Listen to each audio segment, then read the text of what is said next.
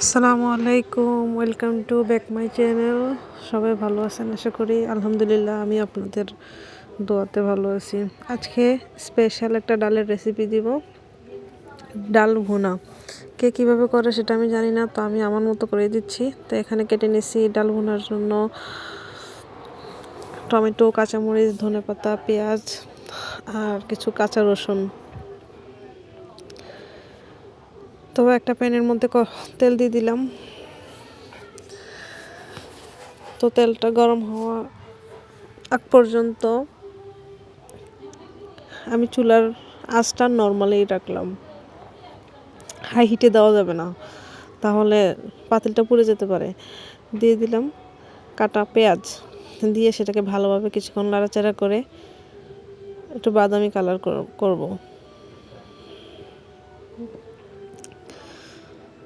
যাতে করে পেঁয়াজটা পুড়ে না যায়, সেজন্য একটু বারবার লাড়া দিতে হবে।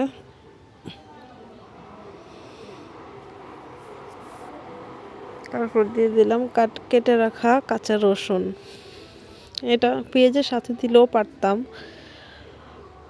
আবার অনেক সময় দেখা যায় পেঁয়াজের আগে এই রসুনটা ভাজা হয়ে যায় বেশি, সেজন্য আর কি পেঁয়াজের কিছুক্ষণ পরে দিলাম। এখানে কিন্তু আমার পেঁয়াজটা বাদামি কালার হয়ে গেছে অনেকটাই।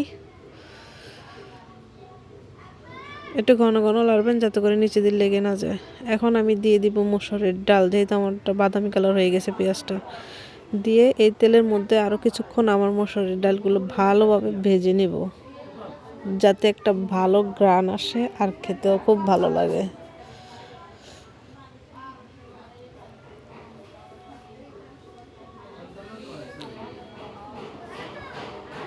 ডালটা ভালো করে ভাজা হয়ে গেলে দেখবেন যে ডালের কালারটা কিন্তু একটু চেঞ্জ হয়ে যায়, একটু সাদা হয়ে যায় আর কি। তো যাক, তারপরে আমি দিয়ে দিলাম একটু হলুদের গুঁড়ো।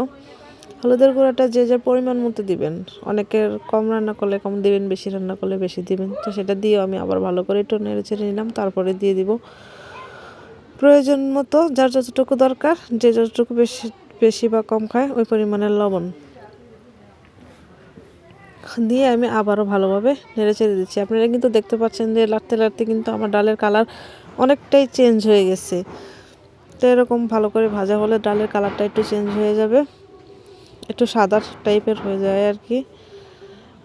তো ভালোভাবে ভেজে নিলাম। এখন দিয়ে দিব পানি।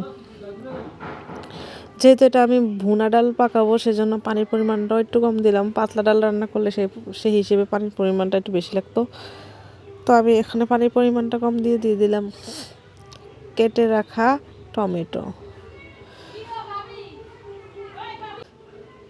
টমেটো কাটাগুলো কিন্তু আমি আগে দিতে পারতাম, আমি পরে দেওয়ার কারণ হচ্ছে এটা যাতে করে টমেটোটা ভালো করে না গলে, কারণ যেহেতু এটা ভুনা ডাল একটু যাতে গলে না যায়, সেজন্য একটু পরে দিলাম। আর এই সামান্য একটু ঝালের জন্য আমি কিন্তু এখানে গুঁড়া মরিচ অ্যাড করি নেই, কাঁচামরিচ দিয়ে দিছি। এখানে আমার ডালটা কিন্তু বলক এসে গেছে।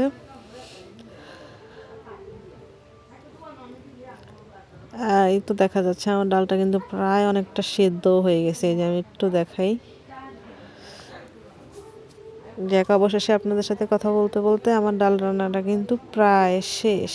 এখন আমি দিয়ে দিব ধনেপাতা। ধনেপাতাটা দিলে কিন্তু দেখতে ভালো লাগে, আর শীতকালে ধনেপাতা ছাড়া ডাল খাওয়া যায়? যাক, আমার ডাল রান্না প্রায় শেষ। অবশ্যই অবশ্যই কমেন্টে জানাবেন কেমন হলো, আর ভালো লাগলে একটা সাবস্ক্রাইব করে দিয়ে আমার পাশে থাকবেন। ভিডিওটা ভালো লাগলে শেয়ার করে দিবেন।